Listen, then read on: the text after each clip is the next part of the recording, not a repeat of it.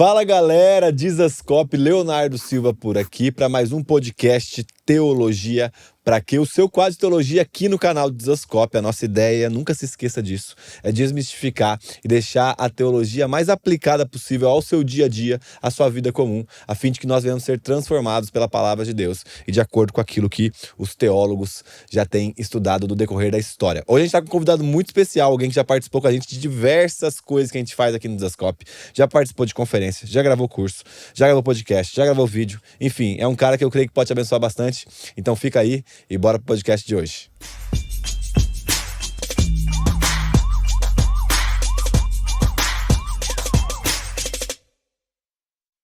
Estamos aqui hoje com Ângelo Basso. E aí, meu brother? Te apresentar, né, cara?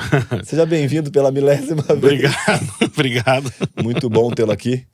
Obrigado por reservar bom. um tempinho dentro da sua rotina aqui para estar com a gente. Não, é um prazer. E compartilhar mais uma vez.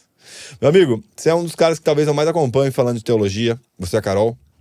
Logicamente, toda a galera da Convergência, no Instagram e nos vídeos, e sempre nos abençoou muito como Dizascope. E como eu estava falando com você em off, nosso quadro tem a ideia de trazer a teologia de forma muito aplicada. Apesar do conceito teológico ter valor no aspecto de transformar a nossa mente, que deságua em uma prática transformada, a nossa ideia aqui nesse quadro é desmistificar.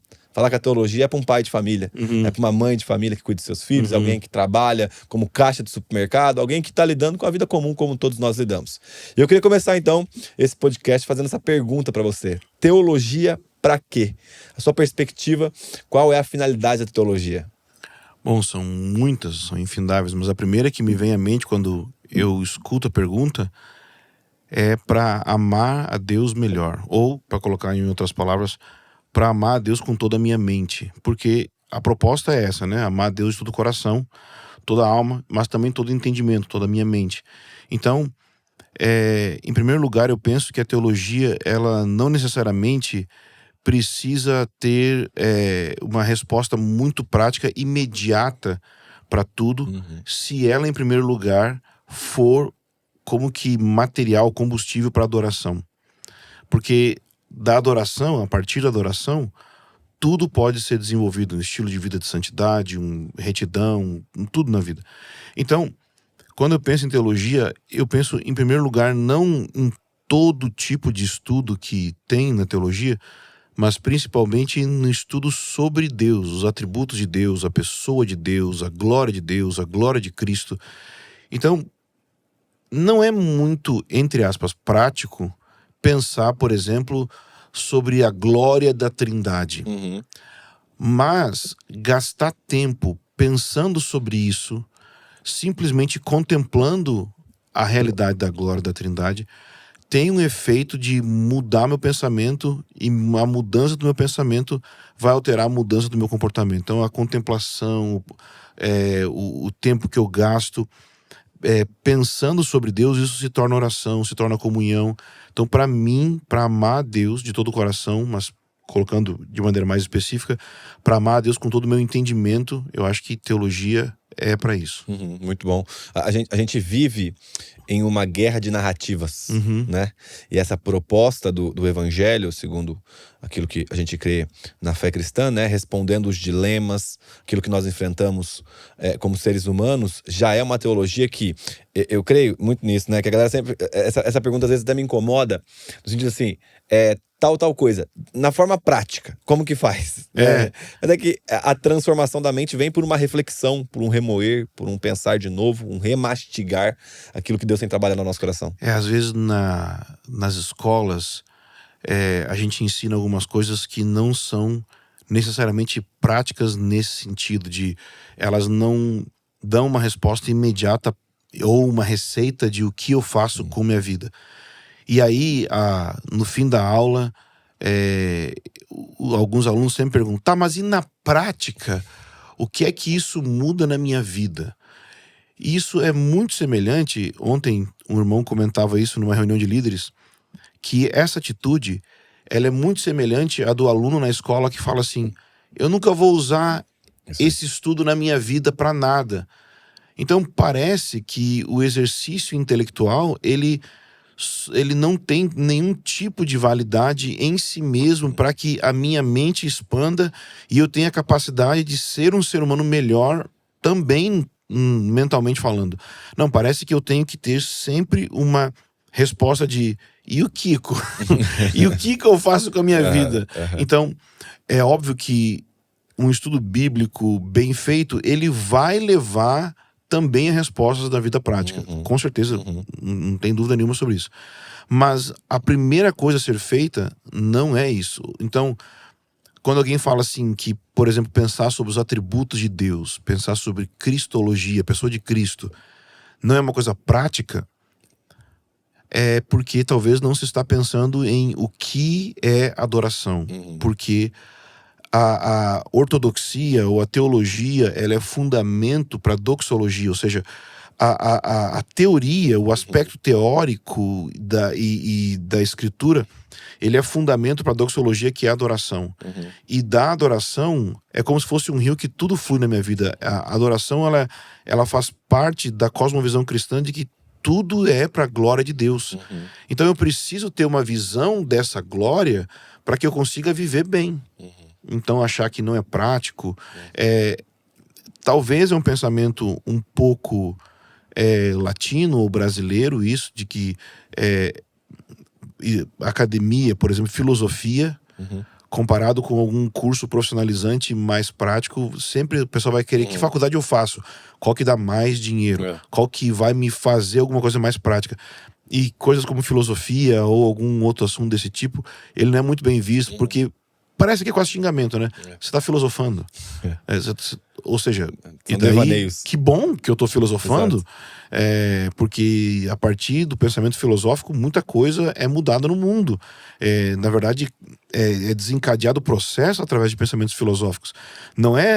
Ninguém começa direto na prática, ninguém começa direto na ação. Tudo é a partir de um pressuposto de um pensamento. Então, gastar tempo moldando o pensamento é extremamente necessário. E eu vejo, cara, que é lógico que a praticidade, igual você falou, ela é muito proveitosa em todos os aspectos. Você pega conceitos bíblicos, Paulo desenvolve Efésios, e depois ame a sua esposa, né? Esposa ama o seu marido, filhos sejam submissos aos pais, pais não gerem ira, né, no coração dos seus filhos. Então, assim, ela é prática. Mas eu percebo, às vezes, e também até você pode comentar sobre isso, que existe uma idolatria da praticidade. E até a gente cai naquilo que foi desenvolvido lá atrás com uma mentalidade mecanicista. Então o homem enquanto uma máquina, e não mais um ser pensante, ou um ser religioso, um ser que contempla. Porque é louco, né? Você é pai, eu sou pai também, o meu filho é mais novo do que o de vocês, ele fez 3 aninhos. E o Theo teve o salto de desenvolvimento. E aí eu lembro que a primeira coisa que eu fui ler lá no salto de desenvolvimento é que ele tomou consciência de si. Então ele sabia que ele não era mãe mais, que ele não era um com a mãe.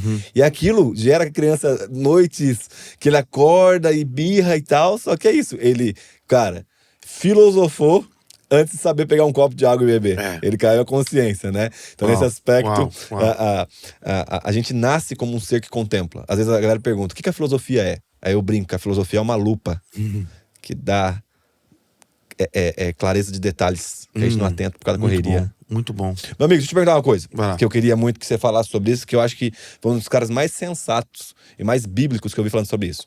Hoje, no contexto brasileiro, existe uma pluralidade muito grande de igrejas e de expressões de traduções. No meu ver, isso é bom, é rico.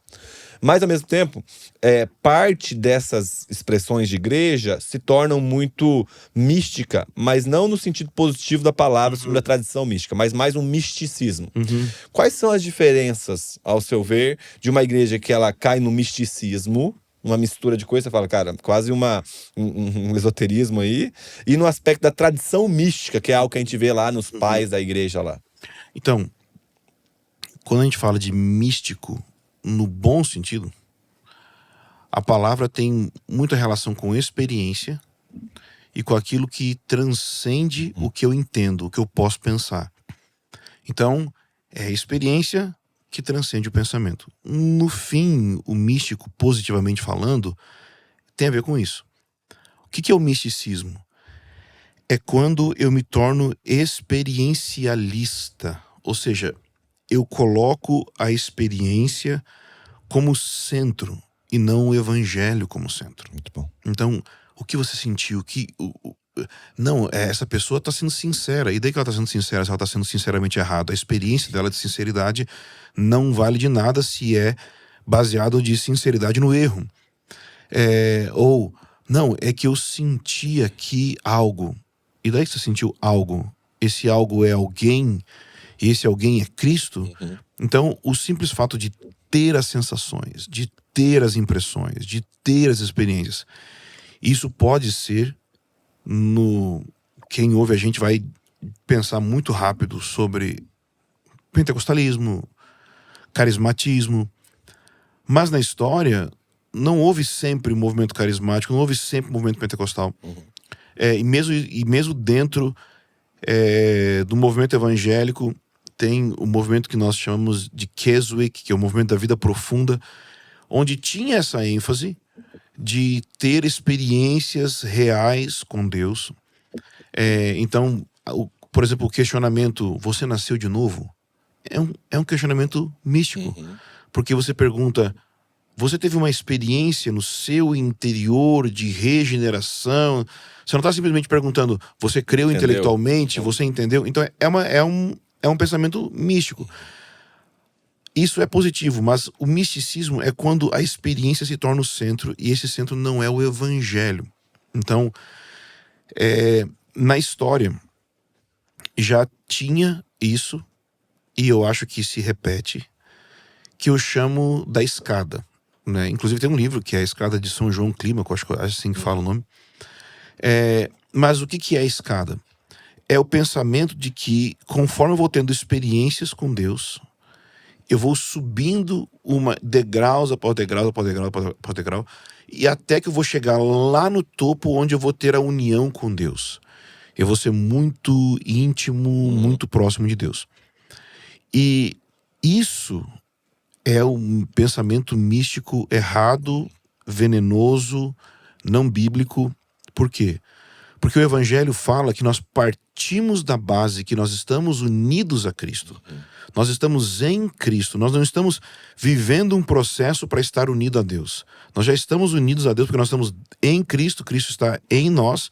E a partir disso tem uma construção. Uma construção de vivência, de experiência, de ouvir de Deus, de sentir Deus. Todas as coisas místicas. Mas elas nunca são... As experiências nunca são um caminho para eu chegar em algo. Elas são a consequência do lugar onde eu estou. Então, o misticismo não é simplesmente exagero de visões, exagero de mover, de manifestações, porque isso às vezes é esoterismo, não é misticismo. Porque a palavra esotérico, vem de externo. Então, é como se tivesse uma ênfase nessas experiências exteriores. Eu caí no chão, eu tive uma visão. Então, é sempre experiências externas. Então, não é místico, é esotérico. O místico, ele tem muito mais a ver com a vida interior e com aquilo que transcende o meu entendimento. Só que mesmo isso você pode ver, por exemplo, eu lembro uma frase que eu ouvi muitas vezes no início da minha conversão, que era mais ou menos assim: não pense em nada, só recebe agora. Mas se eu pensar em receber, eu tô pensando em algo. Então, como não pensa em nada, só recebe agora? Então,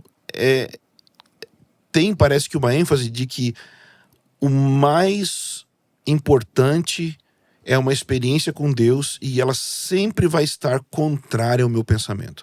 Ela sempre vai estar contrária à intelectualidade. Então não é assim.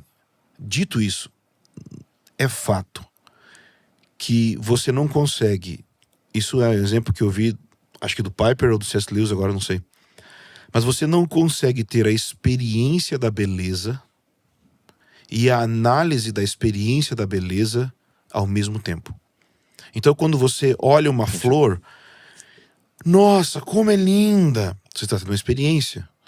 Mas você não consegue analisar essa experiência e ter a experiência ao mesmo tempo. Porque no momento que você passar a analisar, você corta a experiência. Então, é fato que toda a experiência profunda com Deus ela vai envolver um pensar sobre ela antes e depois e não no momento. Porque no momento você está tão absorto naquela realidade que você não consegue analisar a realidade. E o ato de analisar aquela realidade que você está vivendo é o primeiro passo para cortar a experiência que você está tendo. Então, o básico do básico da experiência com Deus. Estou orando no meu quarto. Todo mundo talvez já deve ter tido isso. Estou orando no meu quarto e sinto a presença de Deus. No momento que eu passar a analisar o fato de estar sentindo a presença de Deus, nesse exato momento eu parei de sentir a presença de Deus. Então, para eu mergulhar profundamente numa experiência com a presença de Deus do meu quarto em oração, eu preciso disso que a gente chama de contemplação, que é uma coisa que transcende o simples entendimento, mas tem a ver com o meu espírito, com o meu coração, com o meu interior, onde eu me rendo àquela experiência naquele momento, eu me rendo a toda a experiência que está acontecendo ali, ao invés de ficar analisando. Eu analiso ela depois, eu analiso ela antes, mas o fato de pensar vai bloquear. É lógico isso, não tem como eu ter uma experiência de algo e analisar a experiência ao mesmo tempo. O problema é, quando experiência é o centro, você joga o cérebro para fora. E aí é que você começa a ter, então, misticismo. Tudo é a partir de sentimento, tudo é a partir de eu senti, eu vi, eu tive a impressão, e não é a partir de um processo de olhar para o evangelho e ser centrado no evangelho. Muito bom, excelente. E hoje, tanto que você estava falando, eu lembrei de Agostinho, né, escrevendo Confissões, e ele analisando a sua conversão pós a sua conversão. Isso. Né? Não é como, pô, eu tava me convertendo, aí eu comecei a escrever teologia. Não. E aí eu lembro que eu queria comer do fruto, e não é, eu queria roubar o fruto, perdão, né, lá na casa do vizinho lá e tal, quando era, mas não é que eu queria comer o fruto, é que na verdade existia uma maldade no meu coração. O que é essa maldade? Aí ele faz essa análise ali na Confissões. Eu acho muito bom. Agora sim, você entrou num ponto, e você acha que é uma frase até clichê e é chata, da série Tatuagem é Pecado. Da série Tatuagem é Pecado. Mas vamos lá. Você acha que esse apego teológico, intelectual teológico, ele tem a força ou o poder de esfriar um crente, cara? Entendi. Se teologia esfria o crente, isso, né? Eu tentei deixar mais robusto para não entrar nessa frase. Mas eu entendo. Então, assim como o ato de analisar a experiência pode te bloquear da experiência, então o fato de ser extremamente analítico, ele não vai, se eu for somente por esse lado, é óbvio que eu não vou ter a experiência de caminhar para o outro lado da experiência subjetiva. Então, experiência subjetiva com o evangelho não é misticismo. Experiência subjetiva com o evangelho é cristianismo normal, é vida cristã normal.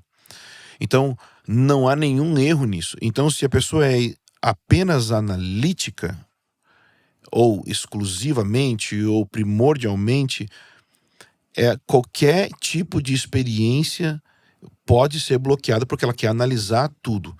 E nem sempre você consegue ter uma análise da experiência na hora da experiência. Tendo dito isso, eu acredito que a frase ou a pergunta se teologia esfria o crente tem mais a ver, porque as pessoas veem isso. O fato é que na experiência prática muita gente vê pessoas que começaram a estudar e se fecharam para certas experiências. De um lado pode ser que as experiências eram puramente emocionais, nem eram bíblicas, nem nada disso. Mas tirando esse lado, a pessoa talvez já tinha uma frieza no interior. Então, eu não acho que a teologia esfria nem desvia, mas ela pode manifestar o que está lá dentro já. E talvez se lá dentro já tinha um desejo de arrogância, porque no fim nem sempre é esfriamento. No fim é um orgulho. Então Paulo fala que o conhecimento incha. Ou seja, ele está falando ali de inchaço relacionado com o pão asmo. Tem o pão asmo e tem o pão com fermento. O pão asmo é sem fermento. O que é que incha o pão com fermento? Ar. Ou seja, não é nada. Não tem conteúdo de fato. Então, quanto mais profundo na teologia a pessoa for, mais quebrantada ela vai ser, mais de joelho ela vai estar, mais entregue. Um exemplo simples. Pessoas como, por exemplo, o Jonas Madureira e o Iago Martins, que são de linhas diferentes da minha, não são carismáticos. Eu sou próximo em comunhão deles. Por quê? Porque são pessoas que estão realmente estudando. Não estão tendo... E quanto mais eles estudam, tem a experiência de saber que menos você sabe, porque você consegue ver mais Abrangência. amplamente o quanto de Deus existe, o quanto da realidade da palavra, como ela é grande, você percebe a sua pequenez. Mas eu vejo que às vezes, pessoas que ouvem eles ou leem eles, não têm essa mesma atitude. Por quê? Porque conhece pouco demais. Quando você conhece pouco, você precisa inchar. Oh, não, eu sei. E aí você, quando incha, sempre em detrimento do outro. Nunca em detrimento de coisas. Nunca em detrimento de algo. É sempre em detrimento de alguém. Então, não, esses pobres pentecostais, esses pobres carismáticos que não sabem de nada. E mesmo dentro do pentecostalismo ou do carismatismo, é possível a pessoa dizer assim, não, eu creio nos dons, mas ela crê com cinto de segurança. Ela não se entrega para a realidade da experiência, porque de fato, talvez o que está querendo dizer é que aquilo pode ser vergonhoso para ela, que aquilo pode ser, ela acha que aquilo é coisa de criança, que é coisa de menino. Só que na verdade é só uma arrogância que está ali vestida de intelectualidade. Porque a verdadeira intelectualidade, ela é quebrantada. O verdadeiro estudo teológico, ele sabe que a partir de uma conversa com uma criança pode surgir beleza, transcendência, sabedoria, e o teólogo então ele está ali sempre pronto para perceber isso em toda circunstância. Se tem essa atitude de arrogância, é porque a pessoa, como Paulo diz, não conhece como deve conhecer. Muito bom, excelente. Eu cito até o Jonas, que é um dos caras que mais me inspira hoje, né? Eu cito ele em todo podcast, até que ele venha. Eu mandei mensagem pra ele. Aí ele, não, vamos ver e tal. Douglas mandou mensagem pra ele. Aí, e a Nath mandou mensagem pra ele. Não vai dar certo, uma hora vai vir. Mas um livro que me marcou muito, até foi no início da minha graduação, foi Inteligência Humilhada. É um livro que eu coloquei assim, eu gosto de ler algumas obras por ano, mas aquele é fixo. Eu coloquei, tem poucos livros que eu tenho como obras fixas que eu leio todo ano, e esse é. Porque, primeiro, ele traz a teologia e uma introdução à filosofia cristã ali de forma, cara, muito, muito especial. Eu gosto muito da forma de escrita dele e de pregação. Segundo, eu tenho esse espanto de tipo, mano, um cara desse tamanho, de cabeça, de conhecimento intelectual, tem a humildade de escrever as coisas que ele escreve ali, tanto que eu conversei com ele um dia e eu falei que, lendo a oração dele do último capítulo, cara, eu não sou muito de chorar, sou mais introspectivo. Mas chorei, muito cara. frio. Tô brincando. A gente pode depois falar disso também. Eu chorei, cara, e aí eu falei, mano, o que é isso e tal? Então assim, me coloca o pezinho no chão, tipo, mano, o cara estudou na Alemanha. Cara, e aí, tipo, essa habilidade de uma teologia que curvou o servo diante do Senhor. Eu falei, é essa a teologia que eu quero aprender. A teologia que me coloca encurvado diante de Deus. Encurvado diante da beleza e da grandeza de Deus. Então, enfim, o Jonas sempre me edifica muito, e o Iago também. Agora, deixa eu te perguntar uma coisa. Até um tema que eu queria que você comentasse um pouco, que é sobre o sacerdócio, né? Essa palavra sacerdócio, sacerdote, geralmente, a gente sempre parte de um princípio de que ela está muito vinculada ao Antigo Testamento, né? Porque boa parte das vezes que a gente vê ali, a gente vê em Levítico, as ordenanças e tal, e sempre fica meio nebuloso pro cristão. Então, tipo assim, o que é o sacerdote do Antigo Testamento, agora do Novo? Mas eu não mato o cordeiro, eu não jogo sangue no povo Tá, vamos partir de um princípio. Estamos lidando com alguém que teve só alguns relapsos sobre sacerdócio. Como você definiria o sacerdócio cristão? Quais seriam os estímulos que você daria para alguém que precisa, e somos todos nós, viver o sacerdócio cristão? Então, sacerdócio é o assunto que eu tô pensando mais esses dias. E eu dei o nome de sacerdócio centrado no evangelho como sendo um caminho para pensar sacerdócio. Então, assim, se é uma pessoa que teve o mínimo de contato, acho que a gente tem que começar entendendo o que é sacerdócio, em linhas gerais, independente de Antigo e Novo Testamento. E quando a gente olha na Bíblia, sacerdote, no fim, era aquela pessoa que se aproximava de Deus. Basicamente é isso. Então, aquela pessoa que se aproximava de Deus, por causa dessa proximidade, ela tinha uma base, um potencial, né, vamos dizer assim, para ministrar a Deus, porque ela estava próxima, ela podia ministrar a Deus, ela podia orar, adorar, e como consequência até mesmo ouvir de Deus, e isso depois ser instrumento para ela ensinar outros. Então, sacerdócio, no fim das contas, é essa aproximação. Isso é sacerdócio, é essa graça de aproximar-se de Deus. E a gente sabe que no Antigo Testamento existia classe de sacerdotes. Em Êxodo 19, Deus chama todo o povo para ser um povo sacerdotal, mas conforme a história vai se desenvolvendo, você vê que se institui, tem uma instituição que são os sacerdotes, e entre os sacerdotes tem o sumo sacerdote, e oficialmente somente ele se aproximava de Deus uma vez por ano no Santo dos Santos, no dia da expiação. Quando a gente chega no Novo Testamento, a coisa muda. A gente tem essa realidade de Deus chamando todos os cristãos para o sacerdócio. Mas, antes de falar disso, a gente tem que entender que isso vem de essa importância que a gente dá, vem de uma doutrina protestante, que está em oposição a um pensamento dentro do catolicismo, que é o sacerdócio de todos os crentes. Faz parte da reforma protestante esse pensamento. E é o pensamento de que não existe uma classe especial dentro da igreja que essas pessoas se aproximam de Deus e têm a palavra de Deus para todo o povo. Não. Que todo o povo de Deus tem esse acesso que os sacerdotes do Antigo Testamento tinham, que todo o povo de Deus tem esse acesso à presença de Deus e, portanto, tem esse potencial para ministrar a Deus. Não deve se confundir sacerdócio com liderança. Não são a mesma coisa. Existem líderes na casa de Deus, mas liderança e sacerdócio, no contexto do Novo Testamento, não são sinônimos. Por isso que, por exemplo, eu não uso o termo sacerdote do lar, o marido como sacerdote do lar. Por quê? Porque o marido é o líder do lar. Mas o pai, a mãe e os filhos, todos são sacerdotes. Então todos são chamados para se aproximar de Deus, para conhecer a Deus e tudo mais.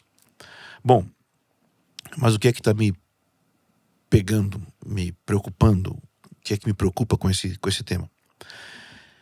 É que eu faço parte do que poderia ser chamado de movimento de oração. Eu amo ver que existam no Brasil e no mundo casas de oração, que existam salas de oração, que tenha oração 24/7 e tudo mais. Mas qual é o parâmetro bíblico e teológico para a casa de oração? É o sacerdócio. Então Pedro, e depois Apocalipse também, Pedro vai dizer: chegando-vos a ele, a pedra que vive, rejeitada pelos homens, mas para com Deus eleita e preciosa. Ele fala para nós nos achegarmos a Deus, porque então nós vamos ser edificados uma casa espiritual para ser um sacerdócio santo, para oferecer sacrifícios espirituais aceitáveis a Deus por meio de Jesus Cristo. Então, existe esse chamado para todo cristão agir como um sacerdote. A questão é, Gálatas vai deixar isso claro, mas tem outras passagens que também vão deixar isso claro. Diante de nós é como se tivessem dois caminhos, duas maneiras de agir. E eu poderia chamar de mentalidade. Nós podemos, e no caso do sacerdócio, então mais ainda, nós podemos exercer o sacerdócio com a mentalidade do Antigo Testamento ou com a mentalidade da Nova Aliança, a mentalidade da Antiga Aliança e a mentalidade da Nova Aliança. Então, quando eu uso o termo sacerdócio centrado no Evangelho, o que eu estou querendo dizer é essa busca por restaurar a mentalidade da Nova Aliança no exercício do sacerdócio de todos os cristãos. Então, isso, por causa de tantos escândalos que a gente vê na igreja evangélica, e inclusive no movimento de oração, e tantos dilemas, eu me parei para pensar assim: Deus, o que é que está errado? O que é que precisa acontecer? O que é que o Senhor quer de nós? Como que deve ser o movimento de oração, biblicamente falando? E então, essa realidade de sacerdócio centrado no Evangelho começou a queimar no meu coração. Ou seja, eu entendi como se Deus estivesse convocando o movimento de oração para ser um movimento de oração que é centrado no evangelho, não em si mesmo, que acontece a partir do evangelho e não a partir de narrativas, entre aspas, proféticas dos líderes. Não. O centro do que tem de mais profético no mundo é o evangelho. Mas a questão é a seguinte: quando a gente fala de sacerdócio, automaticamente a gente vai ligar sacerdócio com presença de Deus. Então esse é um tema que também pega para mim. Eu costumo sempre dizer, tipo o refrão do meu ministério, que a presença de Deus é o sentido da vida, o anseio mais profundo do coração humano. Como que nós abordamos a presença de Deus? Ou seja, nos aproximamos dela. E mais do que isso, porque se aproximar de Deus até é uma terminologia que relativamente não tem muito problema. Mas como que a gente pensa o ter mais da presença de Deus entre nós? E aí você pode conectar com como nós pensamos construir ou edificar um lugar para a presença de Deus entre nós. Como isso acontece? E o que eu me deparei é que eu comecei primeiro vendo na minha vida, mas depois eu olhei ao meu redor, em que existe uma mentalidade que não é a mentalidade da nova aliança para pensar a presença de Deus, para pensar a aproximação de Deus. Isso aconteceu quando eu li Gálatas 3 e eu tive um piripaque místico. Não, brincadeiras à parte, eu fui muito impactado com a leitura de Gálatas 3, porque quando a gente pensa em presença de Deus, a gente pode acabar entrando numa coisa meio impessoal. A presença de Deus como uma coisa. Mas a presença de Deus não é algo, a presença de Deus é alguém. E a presença de Deus tem um nome, que é Espírito Santo. Então, no contexto do Novo Testamento, quando a gente pensa em presença de Deus, Espírito Santo. Então, em Gálatas 3 ele fala assim: ó Gálatas insensatos, quem foi que vos enfeitiçou? Não foi diante dos olhos de vocês que Jesus Cristo foi exposto como crucificado? Quero saber apenas isso. Agora que vem. Vocês receberam o Espírito, ou seja, receberam a presença de Deus, pelas obras da lei ou pela pregação da fé? Será que vocês são tão insensatos que, tendo começado no Espírito, agora querem se aperfeiçoar na carne? Talvez alguém possa pensar assim: ele está dizendo como que eles nasceram de novo. Não, porque ele piora, ele continua dizendo assim: será que vocês sofreram tantas coisas em vão, se é que na verdade foram em vão?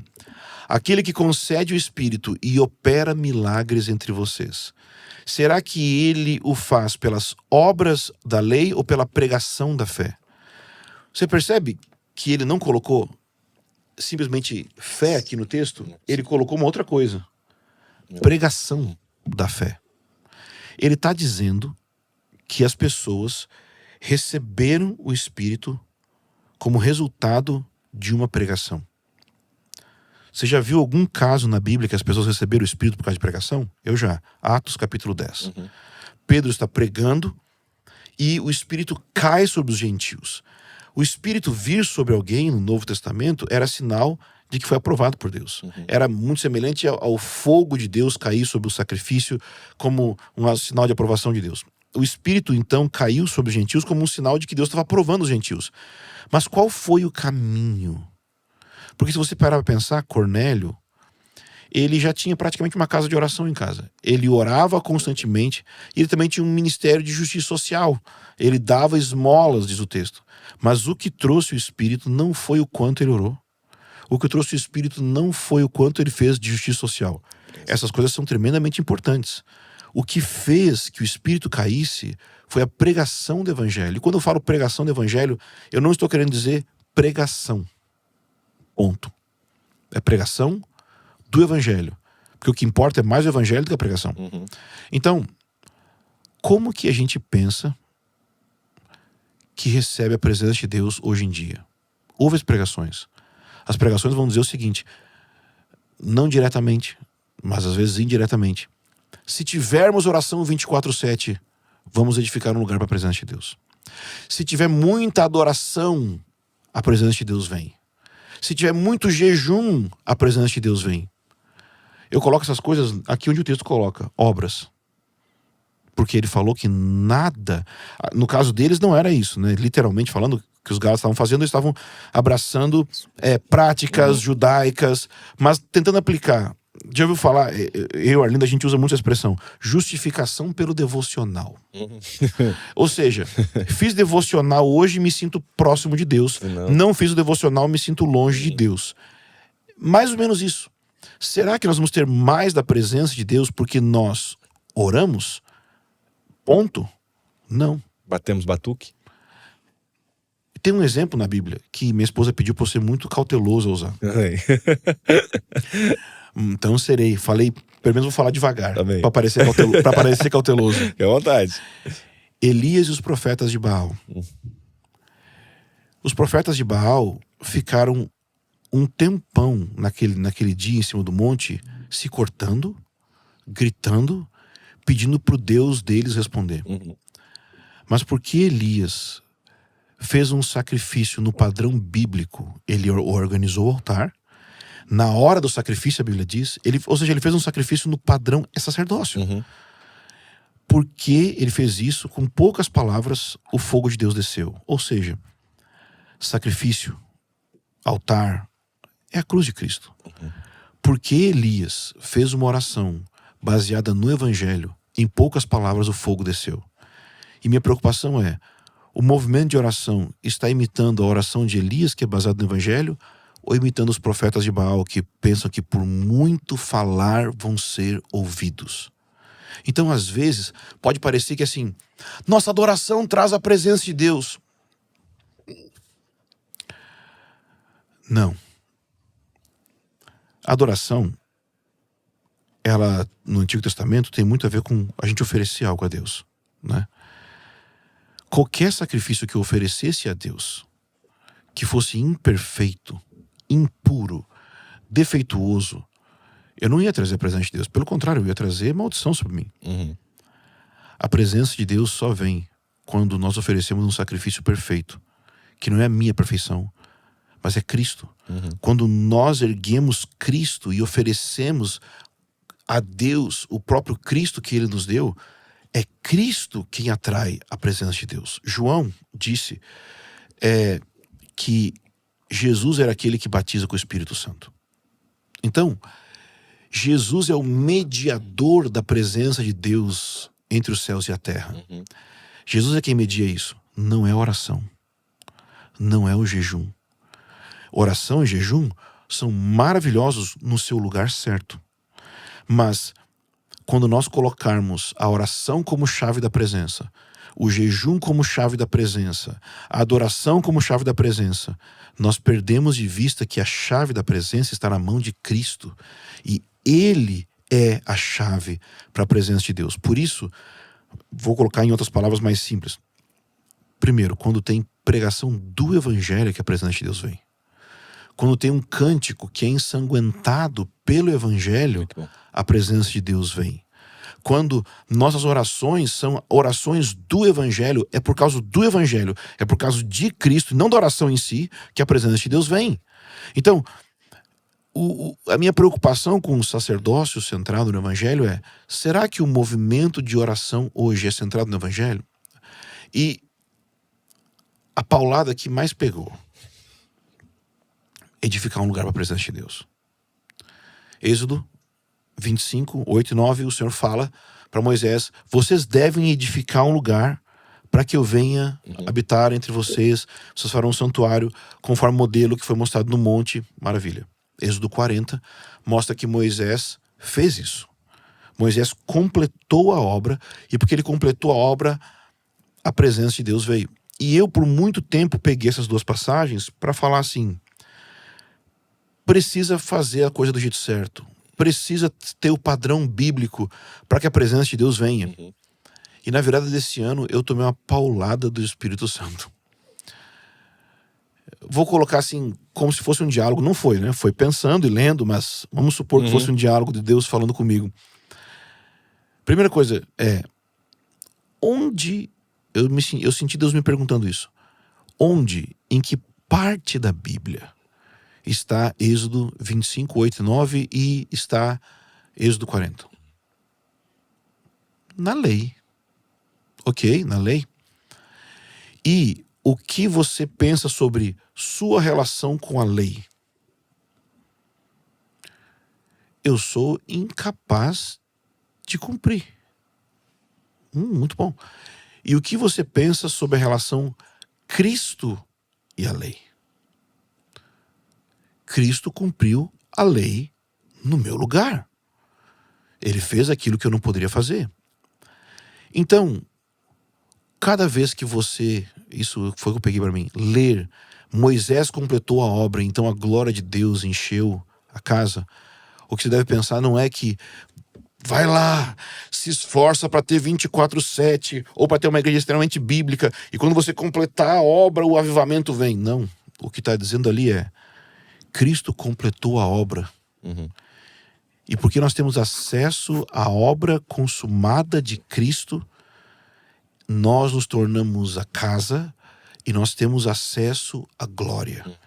Então, se a gente abrir em Hebreus 3, o que está dizendo lá?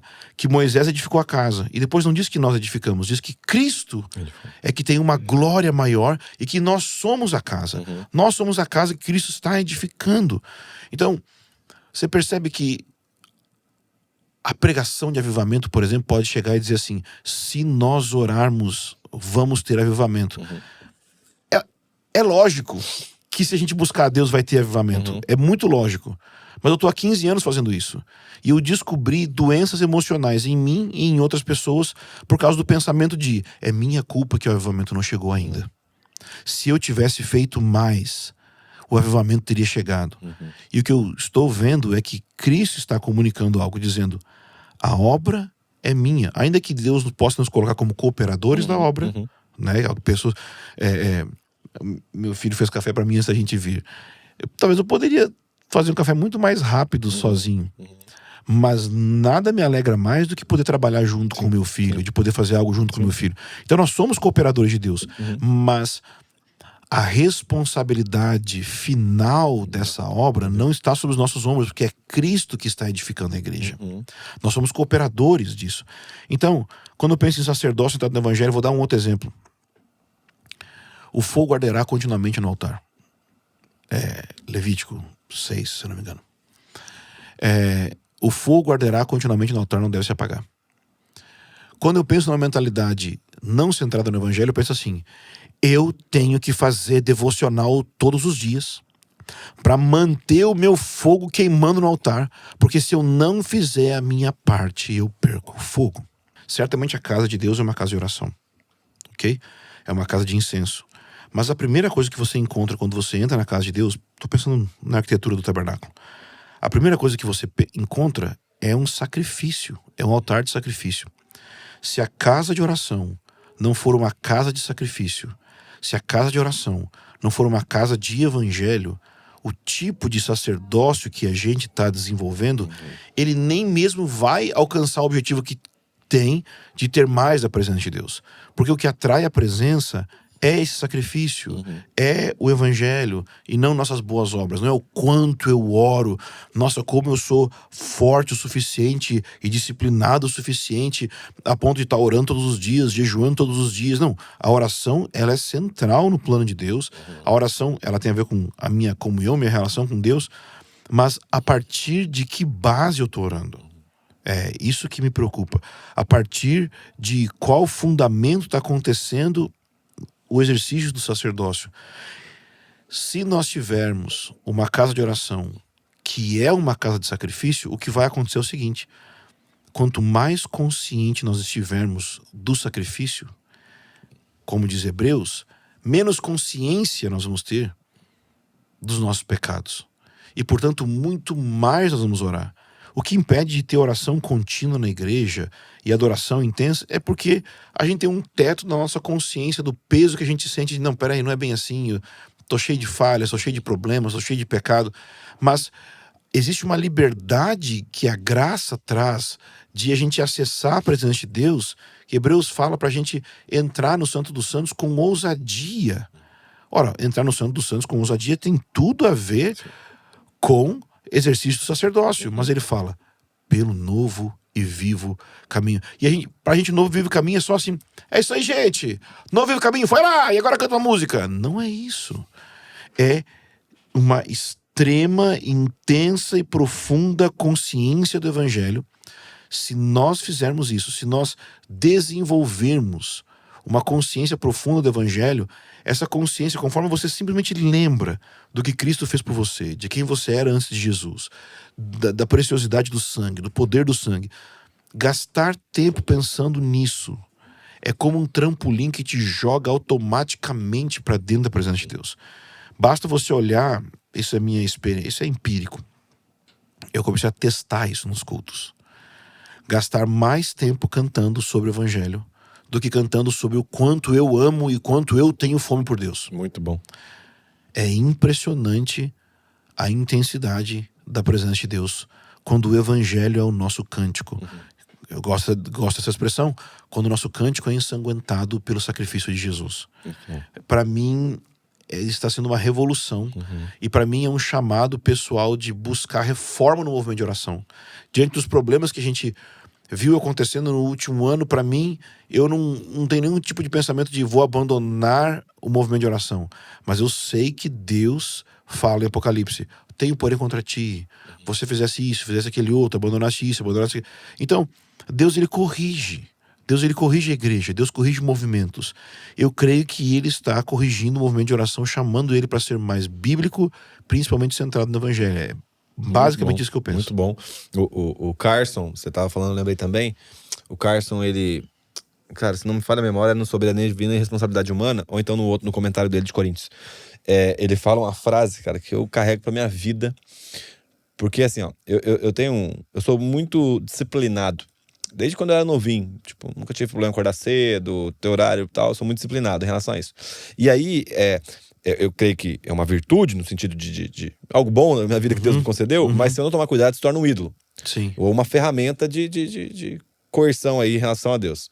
Então eu sempre fico nesse cuidado. Aí eu sempre... Cara, eu gravei essa frase do Carson. Foi enraizou na minha mente. E a frase é a seguinte: é impossível barganhar com um Deus que não precisa de você. Então Deus não precisa da nossa oração, dos nossos gritos, da nossa música. Deus não precisa da nossa oferta, da nossa leitura bíblica. E aí voltamos àquilo que você falou. Nós precisamos orar. Somos nós que precisamos jejuar e tal, nesse aspecto. E não como uma moeda, de tipo, Deus, estamos orando, o senhor não veio? Isso. Aqui, então. Isso. E oração, e jejum, e devoção como um todo, ela deve ser muito efeito e não causa.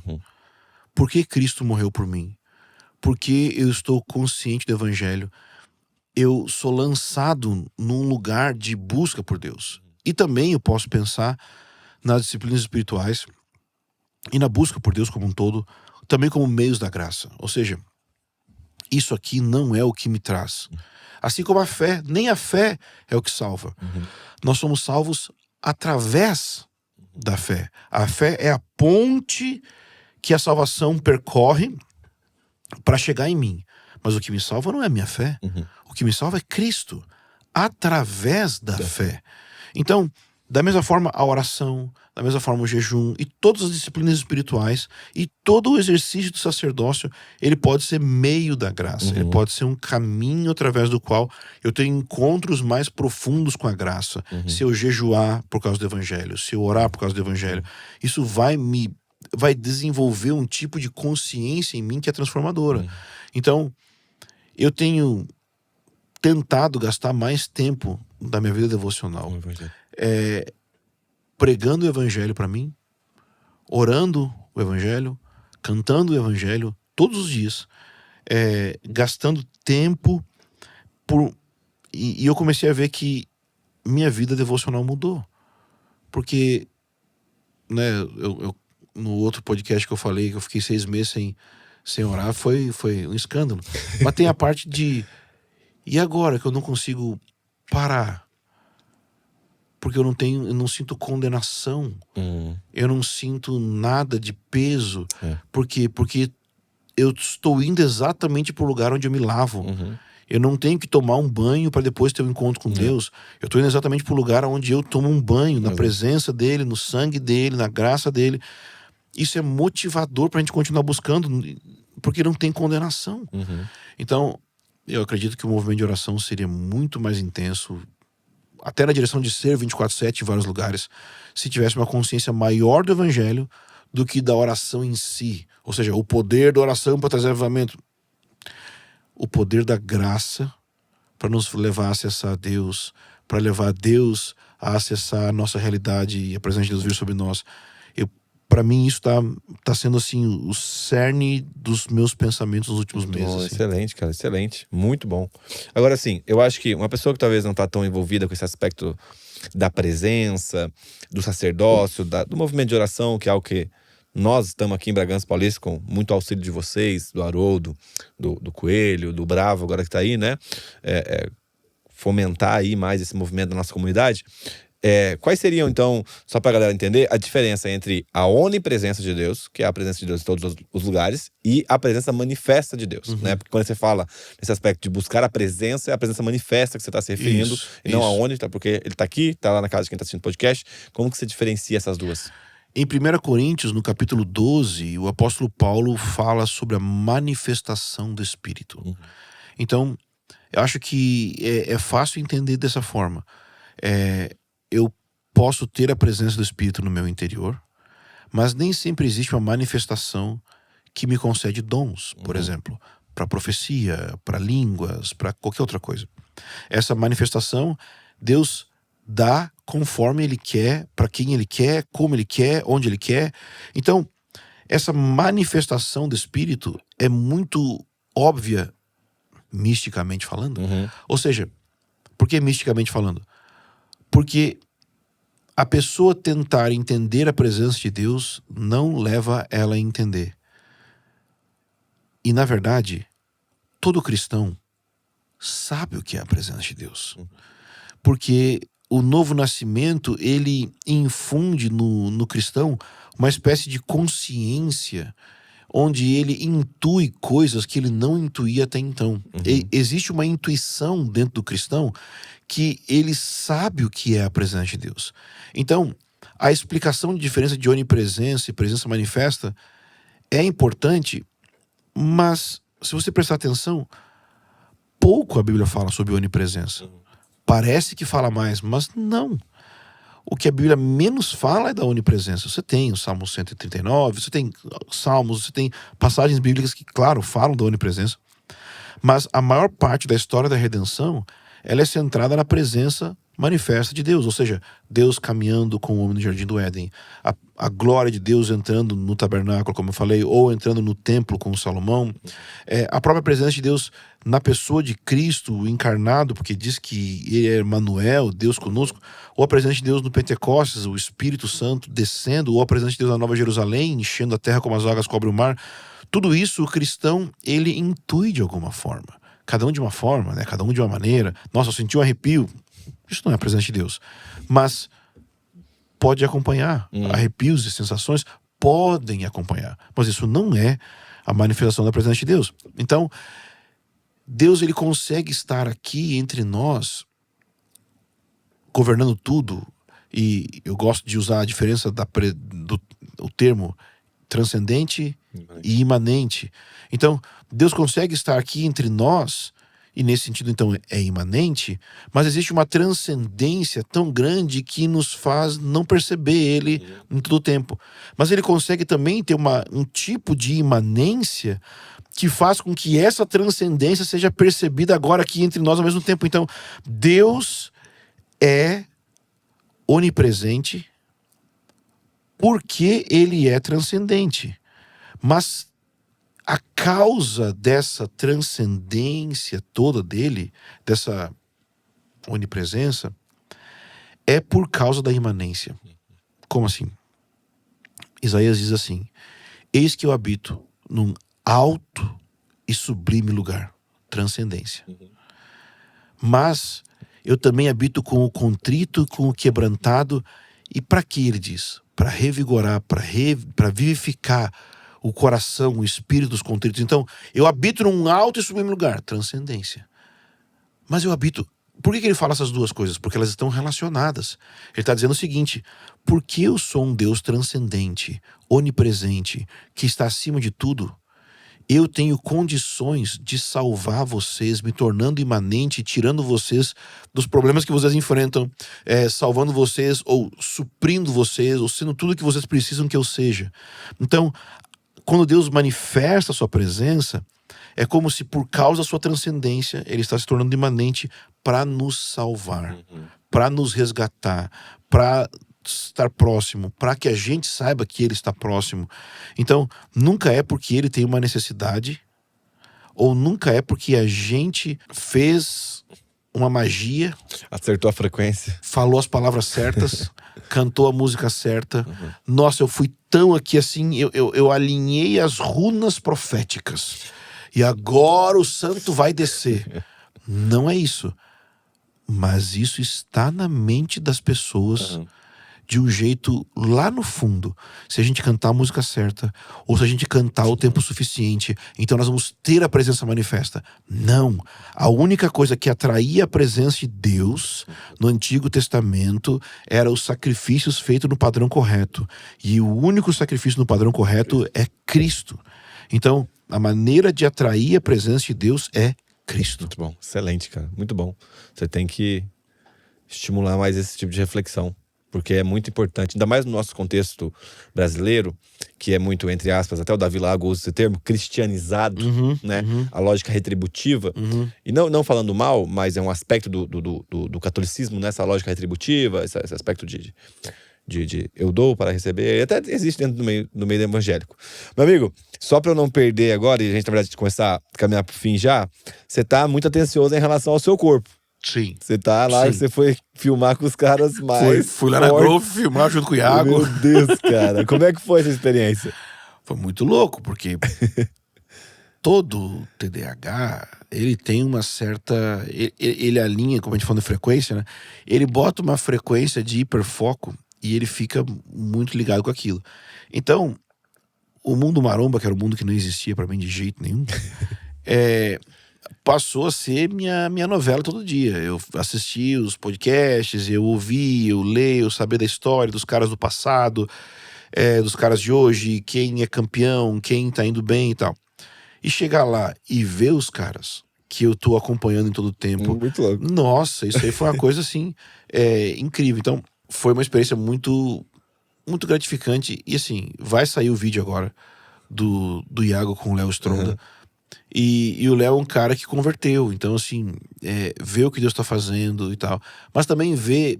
Porque tem um mundo que eu não conhecia. Não é o mundo da maromba. É o mundo do TikTok. Eu não sabia. Eu cheguei lá, tava cheio da galera TikToker que é fitness, mas o que eu não conhecia. Porque... eu envelheci. Então, assim, eu não tenho o que eu fazer. Eu não acompanho igual. Então, tem uma galera jovem influenciando os jovens a partir do TikTok, a partir dessa perspectiva fitness, muito legal, muito interessante.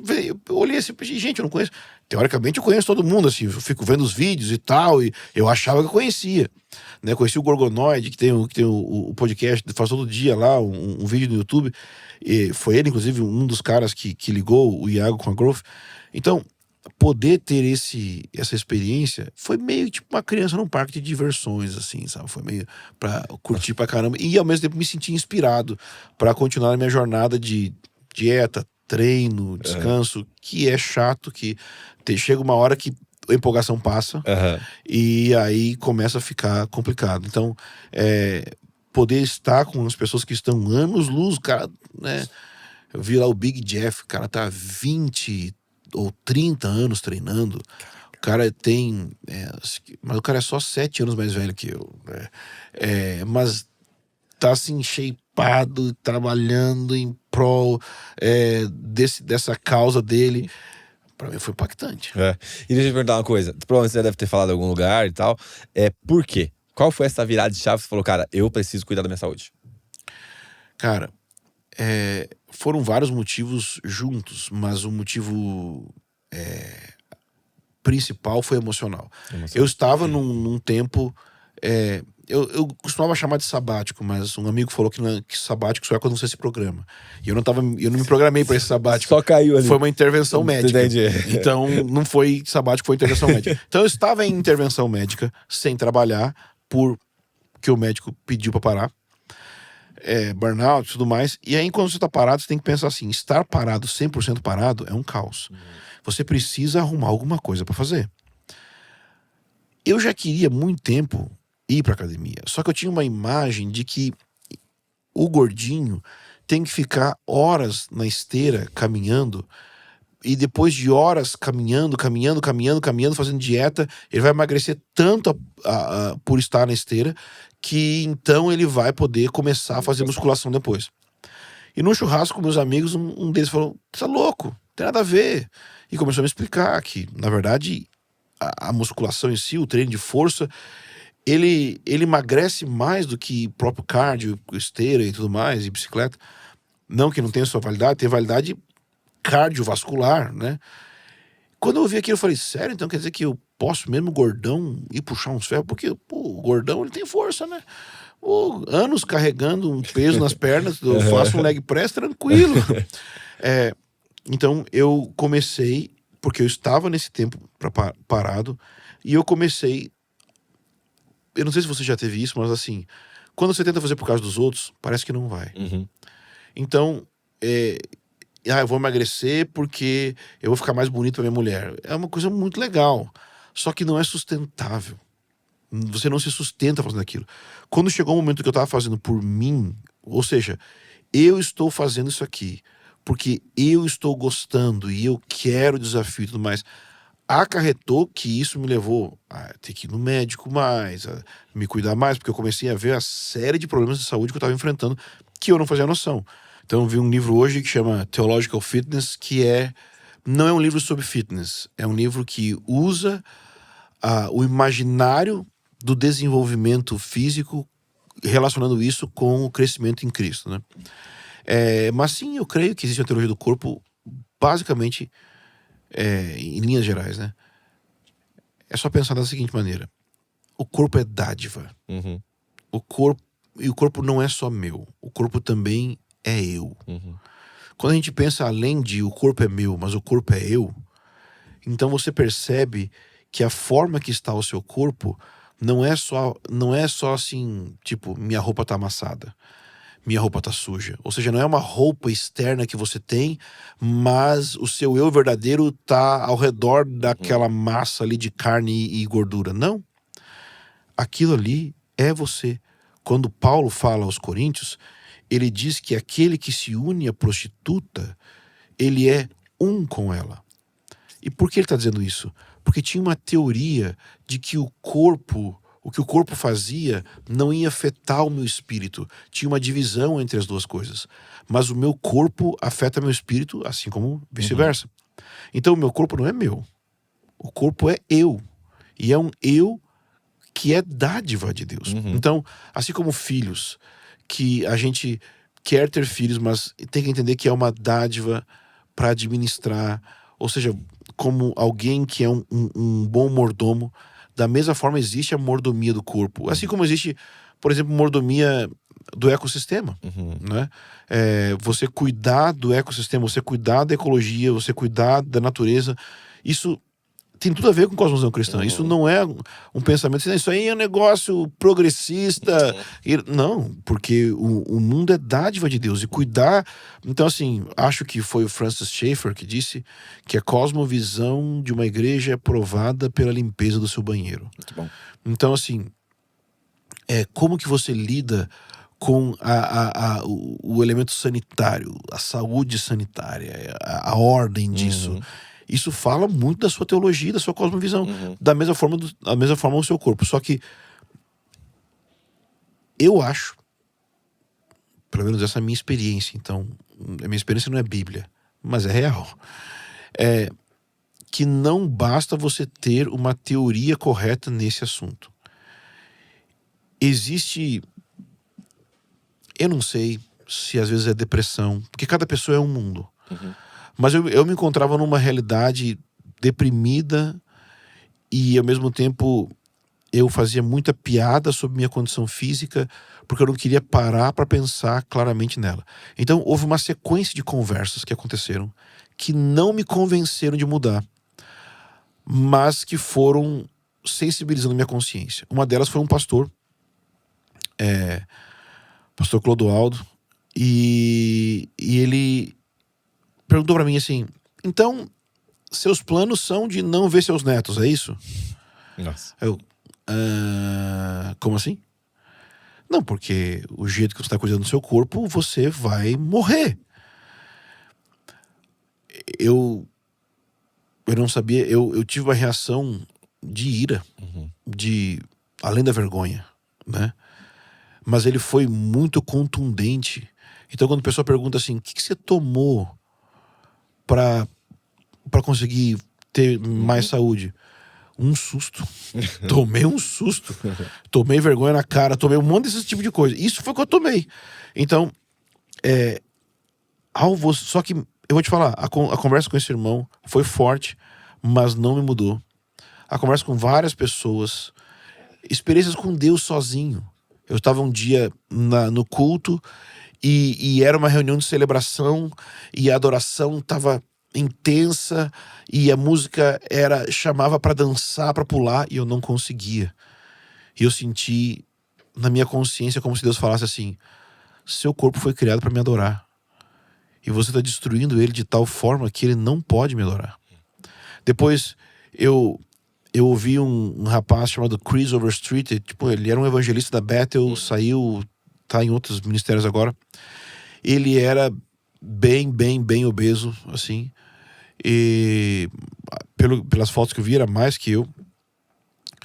E ele ouviu de Deus pessoalmente algo mais ou menos assim: se você, baseado naquela passagem que fala, aquele que não cuida bem da sua casa não pode cuidar da casa de Deus, se você não cuida do seu corpo, como você pode cuidar do meu corpo? Nossa. Então eu ouvi tudo isso, mas mesmo assim isso não me convenceu. Quando teve um momento onde eu comigo mesmo basicamente parei com o suicídio progressivo e percebi que havia um valor intrínseco em ser imagem de Deus, e que não era vaidade isso, que era legal, que era bom, e que eu podia, que eu conseguia fazer isso, que não é impossível treinar. Porque a pessoa olha pra academia e pensa: meu Deus, o que eu vou fazer lá? Mas depois dos primeiros dias, dos primeiros 100 dias, depois dos primeiros 100 dias, a pessoa vai ver algo, mas demora. A questão é, um dia de oração, você não percebe nada. São 100 dias de oração que você percebe. Da mesma forma na academia. Então, é como tomar vitamina. Você não toma vitamina, oh, nossa... Tô muito melhor hoje. Não, é uma sequência de 100 dias, de vários dias. Então, depois de vários dias, tem que abrir essa oportunidade pelo menos uma vez na vida. Veja o efeito colateral que isso causa. Então agora não tem mais volta. Já era. Nossa, eu fui pego pelo bichinho e às vezes tem desânimo, porque tá cansado, qualquer coisa assim, tanto de dieta quanto de treino, mas eu tô apaixonado por essa realidade de você cuidar do corpo e se alimentar direito e sem estresse, sem, tipo assim, meu Deus, eu não posso comer nada. Não, eu posso comer de tudo. Na verdade, eu estou treinando para comer de tudo. Eu quero treinar tanto que eu vou ser obrigado a fazer. Eu tava vendo um cara falando ontem que ele tem que fazer 7 refeições por dia. Falei, eu quero esse negócio. Então, eu quero 7 refeições por dia, porque eu consigo. Exato. Eu tenho capacidade para isso, mas ainda não tenho. Não chegou o meu momento. Não chegou, ainda tô no cut, ainda tô cortando as coisas aqui. Muito bom.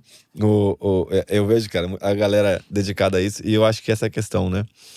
Da gente se voltar para esse aspecto mais material, né? Porque a gente tem essa visão platônica de que a matéria é má. Eu vou cuidar do meu corpo, vou orar em línguas, vou ler as escrituras, aí realmente, esse que é o lance, né? Às vezes me cansa, cara, essa dialética, o conflito em todo momento.